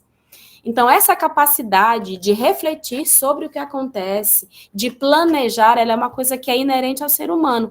E tudo aquilo que está ao nosso redor interfere na nossa vida. Nós somos frutos do que está nos rodeando e das nossas emoções, como a gente lida com o entorno e com os outros. Então, quando eu começo a fazer o Conto para Davi Dormir, e lembro das minhas memórias e vou lá enviando e vou resgatar a minha vida enquanto criança com meus avós e meus pais, meus tios, eu trago muitos personagens daquele momento histórico. Então, são pessoas que passam por minha vida, são situações. Tem uma imagem lá que mostra o tanquinho. O tanquinho era um poço que caíram as bordas, ele afundou, e se transformou quase que... A gente achava que era uma piscina no quintal de vovó. Então, muitas coisas se atravessam. Então, quando eu construí a história, que eu fui aprimorando, isso demorou muito tempo também, eu coloquei algumas coisas ali que parecem um pouco desconectas num primeiro momento, e que são, na verdade, as charadas do livro. E no livro aparece um nome... que não está no contexto, mas que do nada ele surge, e aí é para vocês refletirem o que significaria esse nome, e aí isso se explica com um pouco do que eu li aqui sobre o historiador de Panofsky, né, a arte, é o significado das artes visuais, e também no finalzinho, quando a história começa a se encerrar, que a personagem se despede, quando eles se despedem um do outro. São referências são símbolos, né? E aí, para que a gente reflita sobre isso, na verdade, são as charadinhas do livro. E, assim, engraçado que ninguém, Linda, ninguém, até hoje, veio me perguntar, vem cá, mas por que isso aqui está aqui? O que isso aqui está fazendo aqui? Né? É interessante isso. Eu falei assim, você não achou nada de esquisito no livro? Não. Você leu o livro todo? Li. Mas você leu mesmo? Li. E eu fico, assim, provocando as pessoas, porque, assim, o que eu oriento, assim, o livro é para ser lido à noite, antes de dormir. E, de preferência, na companhia de alguém, pode ser a sua própria, as crianças adultas, né? E a criança, e o adulto com a criança, mas sempre ler antes de dormir. E para prestar atenção nos símbolos que estão no livro. Então, quando você lê com alguém, quando você lê junto, isso é a criação de um laço. Principalmente quando você lê com o outro. Você lê um trecho, o outro lê um outro pedaço. E no meio do livro vai te dando sono, e é proposital isso. Mas acontecem ali algumas coisinhas que, mas o que isso aqui está fazendo aqui? Né? Então, tem algumas simbologias ali e que eu gostaria que fossem, de repente, refletidas por vocês. Porque, por exemplo, a primeira gira em torno do personagem principal da história, do Joãozinho. Tem uma característica no Joãozinho que está lá, que ninguém vai me perguntar, gente. Eu fico doida para alguém me perguntar, ninguém me pergunta. Bom, nós estamos caminhando já para o final, Suzana, e vamos ouvir o João Nilson. Depois também eu quero ouvir a Fátima, que está aqui presente, tá? E acho que a gente tem mais 3 falas ainda para a gente poder caminhar para as considerações finais. João Nilson.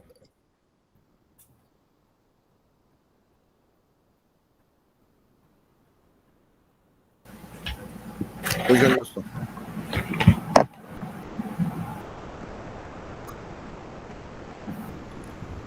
Olá, boa noite. Mestre Dino, Tudo saudações. Bem? Estão me ouvindo bem? Boa noite a todos. É uma satisfação enorme estar aqui novamente no Grupo Gelma. E eu peço autorização para o meu mestre Dino para fazer minhas palavras daquele jeito. Ótimo. Você nem precisa pedir permissão. Nesta noite serena e agradável, o Gelma, em seu ambiente virtual, trouxe uma artista formidável, dona de um trabalho magistral. Uma guerreira polivalente, que é uma excelente pintora. Mãe do Davi, zelosa e inteligente, caprichosa, cronista e também escultora. Mestranda, autêntica e sensível. Uma artista completa, genial. Ilustradora de alto nível, que pela AVL é imortal. Onde ela chega, traz alegria, contagiando o ambiente por inteiro. Ela é forte como uma ventania. Mulher dos outonos, Suzana Pinheiro. Nossa, que lindo! Obrigada, João. Muito obrigada. A tua sensibilidade sempre é uma peculiaridade do meu confrade, João Nilson. Sempre nos eventos, ele nos surpreende com algo que está acontecendo agora, do momento presente, e ele capta esse tempo, ele consegue prender o tempo nas palavras dele, no acontecimento, e isso é formidável. Obrigada, querido, muito obrigada, meu amigo. Isso aqui é um poeta de mão cheia, repentista, e que nos enche de orgulho sempre, João Nilson. Gente, a Fátima Travassos entrou aqui, vamos ouvir a Fátima, né?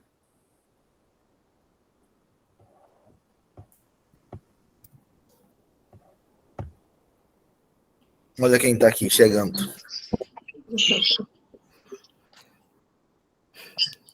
Está ouvindo? Está ótimo. Eu cheguei agora, não deu nem para pegar o início da conversa, que eu estava numa reunião fora de casa. Aí cheguei agora, já estou aqui no meu quarto me recolhendo. Não estava nem pensando, mas eu, mesmo não tendo assistido a fala total da Suzana, mas eu sou uma admiradora número 1 dela, né? Acho que desde o primeiro momento que ela fez a primeira exposição aqui,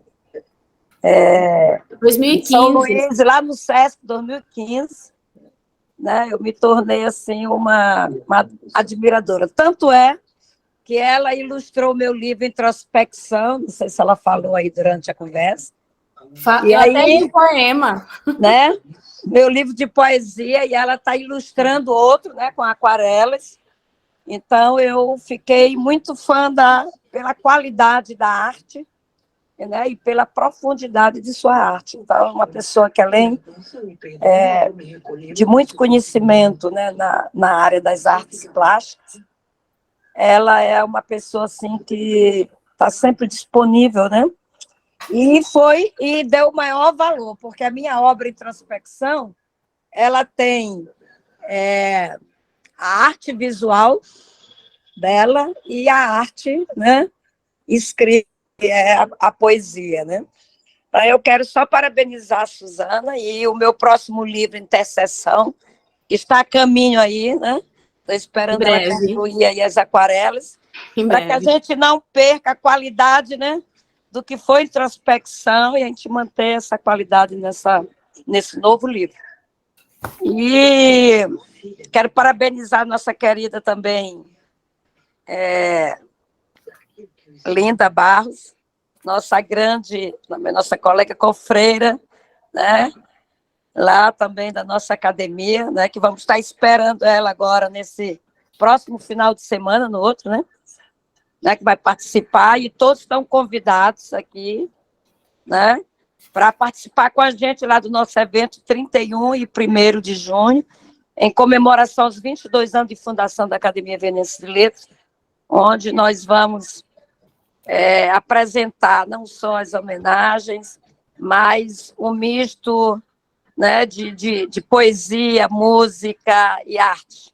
A arte, né, poética, a arte da interpretação, né, que Linda Barros aí está, inclusive, orientando o monólogo que vai ser apresentado lá. E a gente vai ficar muito feliz, né, de poder encontrar vocês aqui que estão participando desse momento. Aqui é a Iva, né?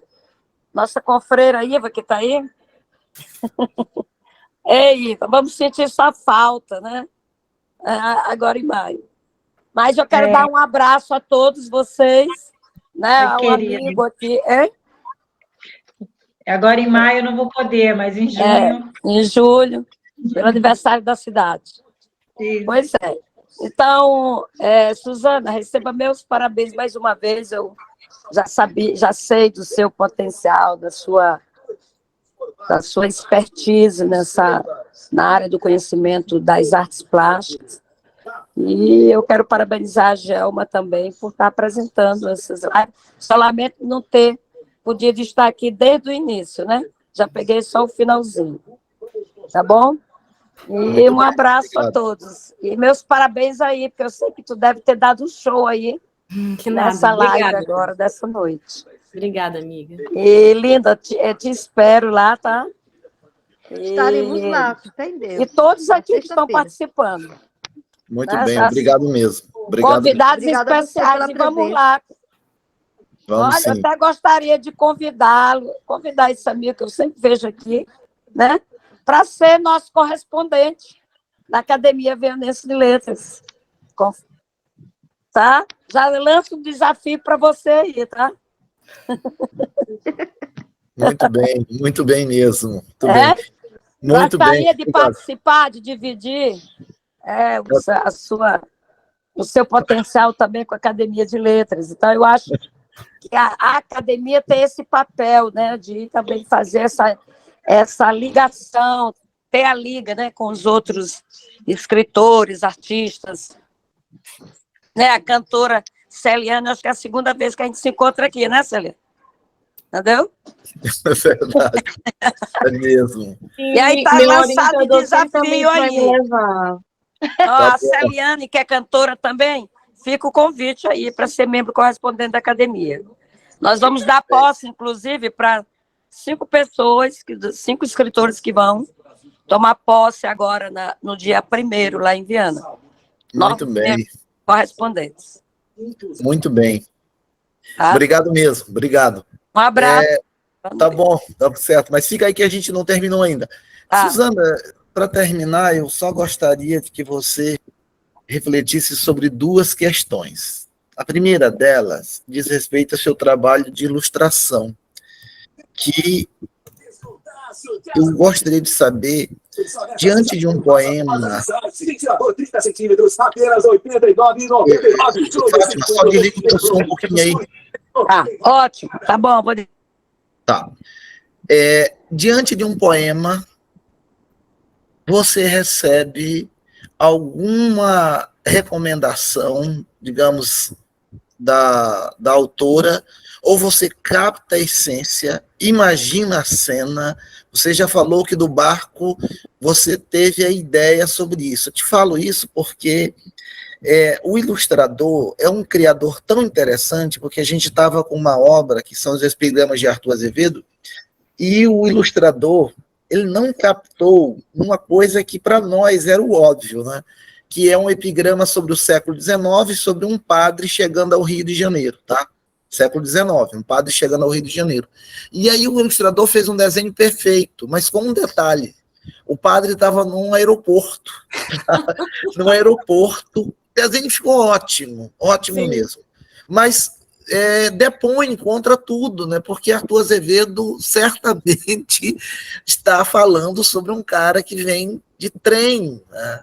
Chegando de trem ali ao Rio de Janeiro, ou de barco, mas era de trem, tá? E não de avião. E aí ele disse, mas vocês não me disseram isso.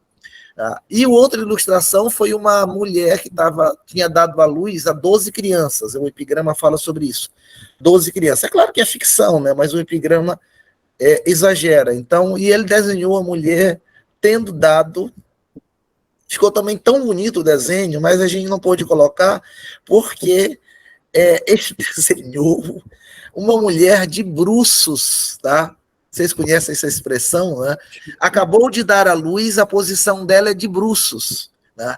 E que qualquer criança saberia que não dá para fazer isso. Quer dizer, tudo perfeito, as crianças ao lado, mas quando a gente olhou o desenho, ficou muito estranho. Não pode ser isso. Uma mulher não fica de bruços depois de dar à luz, nem a uma criança, que dirá 2, 3 crianças.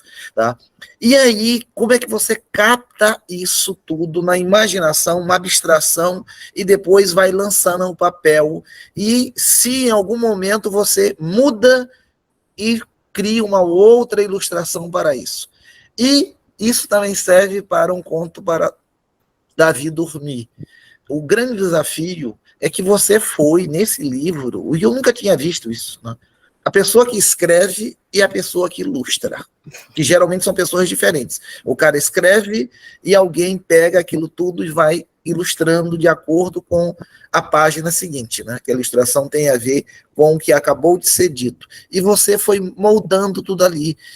Como veio essa ideia de colocar a casa e não um barquinho com você, que eu sempre imagino que você, nessa hora, estava se lembrando dentro do barquinho lá, navegando por aqueles lagos, que é o charme de Viana. Tá? E foi esta ou outra imagem, não é essa de uma avó contando histórias, ou vocês brincando no quintal de cola de escola, com a ganzola ali no meio e tudo mais. Como é que foi esse processo todo? Tá? Vamos começar quando alguém pede que você faça uma ilustração. Na verdade, eu não ilustrava, né? Eu fazia coisas para mim e não tinha esse trabalho da ilustração, porque existe uma expectativa em cima do que, quando você contrata um trabalho de ilustração ou de uma pintura diretamente para alguém, você estabelece algumas coisas. Por exemplo, existe a expectativa de quem está pedindo, existe o que você consegue oferecer mediante ao pedido, e existe o que vai ficar pronto, que é uma terceira coisa, né? Que pode tanto agradar e surpreender e superar, e pode ser o contrário, um desastre. No meu processo particular, até hoje, eu tive a liberdade de criação e não tive ainda... Pode ser que aconteça, mas olha, esse objeto aqui, essa ilustração não condiz com o que eu imaginava, ou com o que eu esperava. Agora, o meu processo, ele é diferente, porque assim, como é que eu, Suzana, faço? Eu leio N vezes a poesia, eu peço que o autor leia, mas eu faço o meu exercício de leitura. E dentro do que eu leio, eu imagino alguma coisa e eu converso. Olha, o que você acha se fosse uma cena assim? Ok. Então, foi o que aconteceu. E eu tive a sorte de dar certo até hoje. Pode ser que dê errado amanhã. Por exemplo, tem uma coisa que eu não faço. Assim, até hoje eu procuro não fazer. Eu quero que você faça um quadro da Santíssima Trindade para mim. Eu falo assim, você não quer tentar achar um quadro pronto e comprar, porque é muito diferente. Quando você olha a obra na tua frente e vai eleger aquela obra para ir para tua casa, é uma coisa. Quando você solicita que alguém faça, você corre vários riscos ali. Então, tem histórias, por exemplo, com professores meus, de pintores, que foram contratados para realizar determinado trabalho e na hora o contratante não gostou. Disse, olha, não era isso que eu pensava, não era isso que eu queria, eu não quero. E aí a pessoa tentou fazer uma vez, tentou fazer outra e acabou não agradando. A história da arte conta muito isso.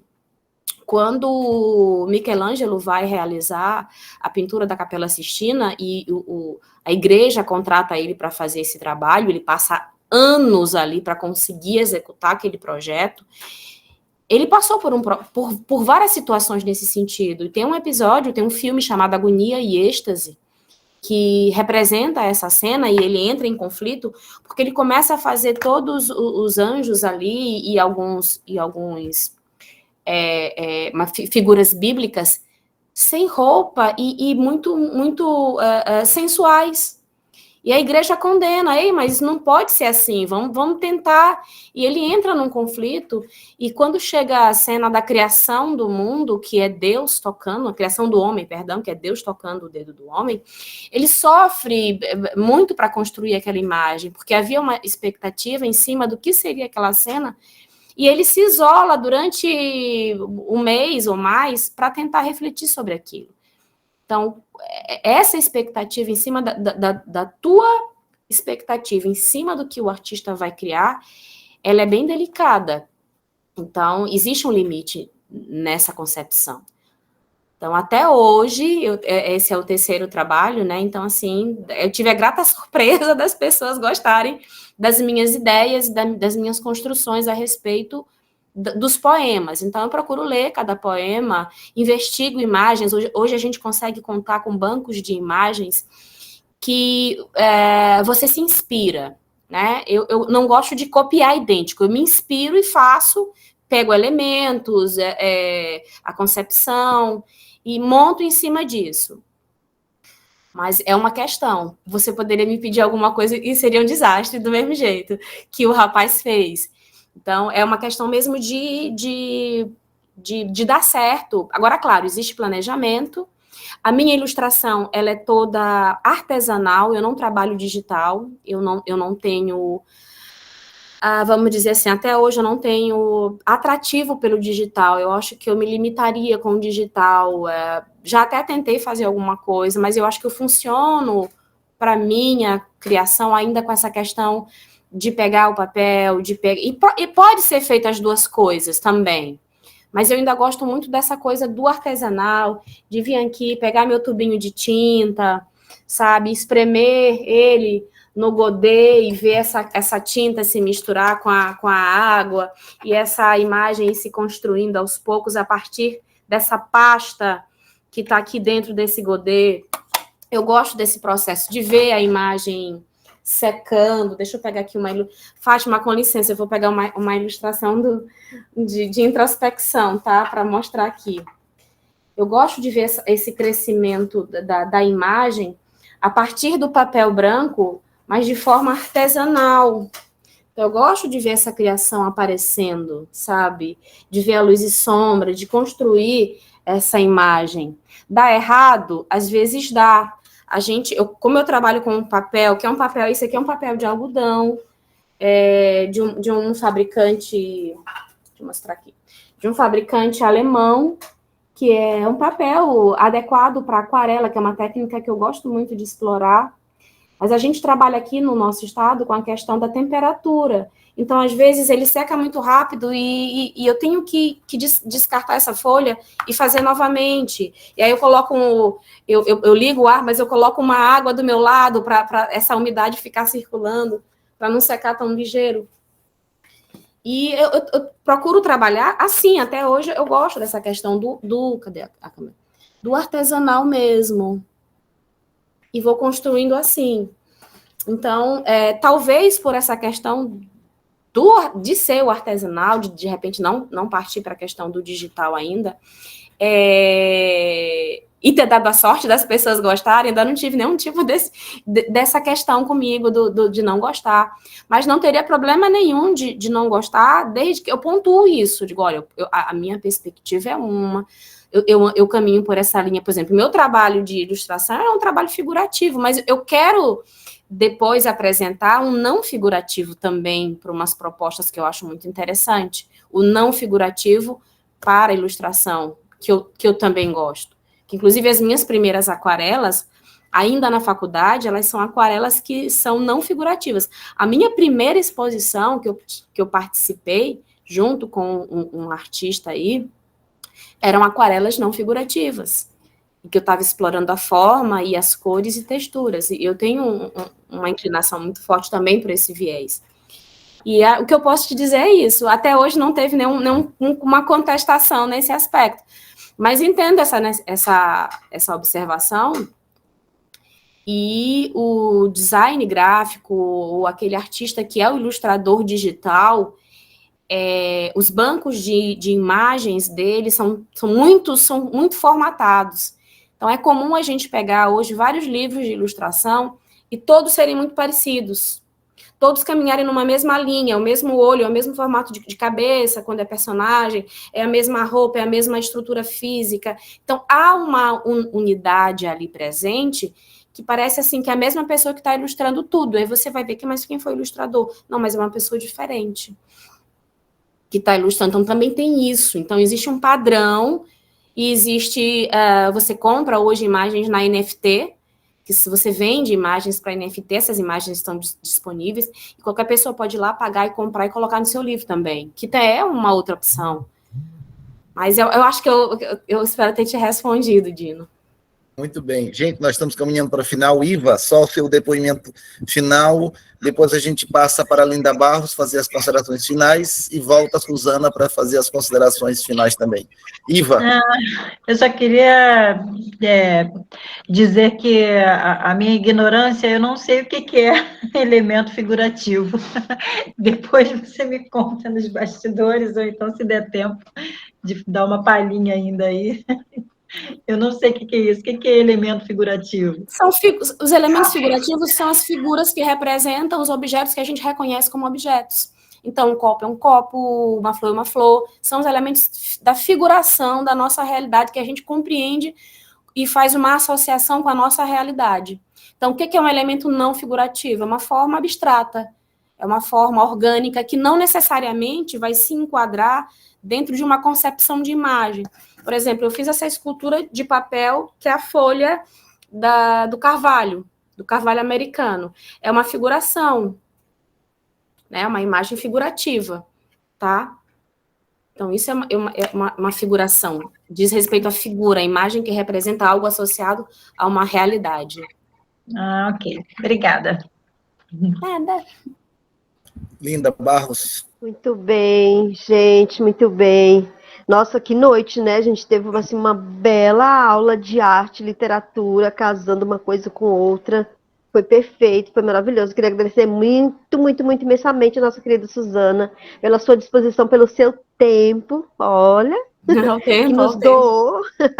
Nos doou o seu tempo para a gente ouvir você aqui, todos que estão aqui também que tiveram o seu tempo para ouvir, para conversar. Obrigada também à nossa presidente, né, doutora Fátima Travasso, que estava aqui, Joilson, Iva, toda a galera lá da Academia de Viana. E no final do mês a gente vai estar lá, tá? A gente vai se ver pessoalmente. Muito obrigada, viu, Suzaninha? Foi maravilhoso. Sempre bem-vinda quando quiser assistir as nossos encontros sempre às quintas-feiras, às 8 da noite. Estão todos convidados que quiserem participar também. Obrigada. Muito bem. Suzana? Gente, primeiro, deixa eu só... Celiane estava perguntando aqui sobre a exposição. Desculpa, Celiane, agora que eu abri a caixinha aqui, que eu estou lendo as mensagens. A exposição fica em cartaz até dia 31 de maio, lá no Palacete Gentil Braga, Rua do Passeio, esquina com a Rua Grande, aquele prédio azul de azulejaria. Até dia 31 vai estar em cartaz. E amanhã eu tô lá, amanhã de tarde, final de tarde eu vou estar por lá, fazendo umas fotos, vou tentar fazer um vídeo também. E acho que é só isso que perguntaram aqui, né? E sim, John, ele colocou umas cartas de tarô, sim, e foi uma confusão. Tem um filme muito bacana, quem não assistiu, assiste, chama-se Agonia e Êxtase, que tem uma das cenas que eu mais adoro é sobre o vinho, quando ele vai tomar o vinho, que o homem da taverna fala que o vinho é maravilhoso, e aí ele diz, não, o vinho azedou, como azeda a vida, como azeda a arte, como azeda tudo. E aí o cara vai, corta o barril de vinho e se espalha vinho pela taverna toda, e todo mundo corre para tomar o vinho. Mas conta muito esse conflito, inclusive, nessa questão que você coloca da expectativa, e como, às vezes, o profissional ele também acaba sofrendo, porque é uma busca constante de aprimoramento. Então, aconteceu com Cezanne, aconteceu com Michelangelo, aconteceu com vários artistas ao longo da história, buscando um aprimoramento técnico, de uma satisfação que não necessariamente seja uma reprodução fiel a uma imagem que é figuração, que é representativa de uma realidade, mas que contemple o sentimento maior, porque o objetivo da arte, ele não é só trazer uma beleza bonitinha, confortável, ela também é uma forma de transmissão de questionamentos e de provocações, para que a gente reflita sobre a vida, pense sobre as situações e se posicione a respeito dela, inclusive dizendo, olha, eu não gostei do teu trabalho, eu acho que você poderia ter, sei lá, pensado uma outra questão também. Então, ela é questionadora. E, assim, agradecer a todo mundo que está aqui presente. Eu não consigo citar o nome de todo mundo, minha tela está um pouco confusa, mas agradecer a todos. Iva, Dino, Linda, Fátima, João, Celiane, Renata. Tem mais 5 pessoas que eu não consigo abrir, que está fechado minha tela, não consigo ver. Mas muito obrigada a todo mundo que está aqui. O pessoal do Instagram, que ainda tem gente até aqui hoje. Beto Diniz, tem umas pessoas aqui também. Gente, muito obrigada ficaram aqui, gente, até hoje, pela transmissão do ao vivo. Obrigada, gente.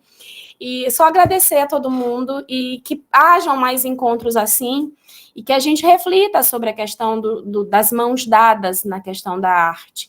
A gente é identidade, a gente precisa refletir e apoiar esses movimentos em prol de uma arte que se legitime e que diga, olha, a gente tem identidade e precisa levantar essa bandeira. Não aceitar participações, atrações culturais locais. Nós não somos atrações culturais locais. Aqui tem a escritora Linda Barros, tem o escritor Dino, tem a escritora Iva, tem o escritor Jonilson, tem a cantora Celiane, tem a escritora Fátima Travassos. Então, nós somos pessoas e devemos e merecemos nossos nomes escritos e fotos, tal qual os artistas que vêm de fora. Essa é a minha bandeira hoje, e revoltadíssima, porque nosso nome não está lá. Obrigada, gente. Gente, muito bem, obrigado mesmo, tá? Foi uma noite memorável. Como eu disse, Iva, no começo, a gente tem sempre esse problema que a gente se emociona, né? Emociona sempre.